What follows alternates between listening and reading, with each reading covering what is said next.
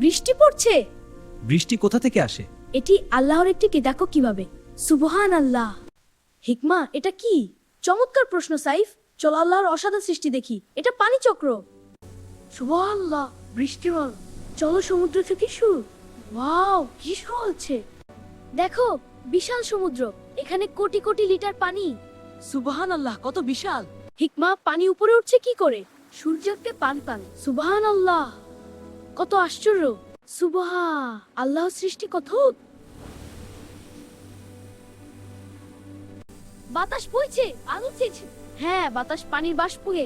সুবহানাল্লাহ, কত নিখুঁত। কুরআনে আল্লাহ বলেছেন, আল্লাহই বায়ু পাঠান, তারপর তা বেগ। সুবহানাল্লাহ।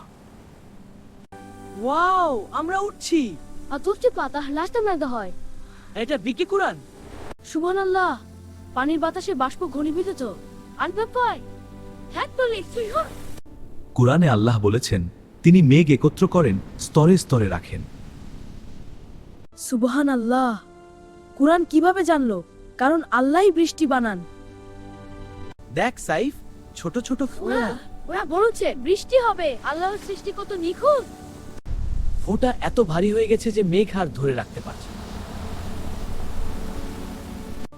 আল্লাহ বলেছেন, আমি আকাশ থেকে বলর বর্ষণ রহমান।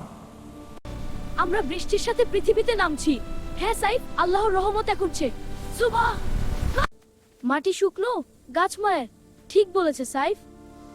সুবহানাল্লাহ, বৃষ্টি মাটিতে পড়ছে। মাটি পানি শুষে নিচ্ছে। গাছের শিশিকড় পেন। দেখো, গাছ বেড়ে উঠছে, সবুজ হয়ে যাচ্ছে। সুবহানাল্লাহ। পানি নদীতে যায়, নদী সমুদ্রে যায়, আবার শুরু।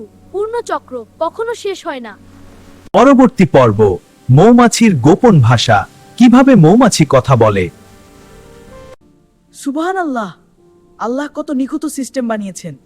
বিজ্ঞান কি করে? সুবহানাল্লাহ, দেখো বৃষ্টি। হ্যাঁ সাইফ, আল্লাহর সৃষ্টির রহস্য। আল্লাহর আরো সৃষ্টির রহস্য জানতে চাও? সাবস্ক্রাইব করো। সুবহানাল্লাহ, বৃষ্টি দেখে মনে হয় সৃষ্টির চক্র। ওসি, এই পানিখানি কামড়া, এই পরিমাণে। বিজ্ঞান এবং ইসলাম একসাথে, আল্লাহর সৃষ্টি জানো। আসসালামু আলাইকুম।